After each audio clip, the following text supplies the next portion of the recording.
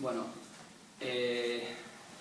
eskerrik asko da noi hemen egoteagatik, da egia esan hemen agur bat ona etorri naiz agur bat ematea, baina gehien bat esateko ondo nagoala, ez? Egia esan erabaki gorra izan da, urte oso gorra izan da.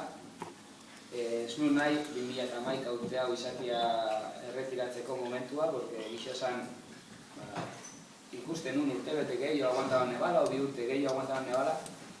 Esfortzu horren diana motivazioa bera zihua, baina nahiz da hola izan goguanekan jarraitzeko urte bete o 2 urte gehiago, eta ja hori buruanekan, baina, azkenengo 2 urteak oso gora izan dira, lehengo sorbaldako operazioak, gero kotxe istripuan ondorioz ateratako hernia diskalak, ez doztala entrenatzen, ez doztala zeritzen, eta azkenian erabaki apur bat aurreratu da.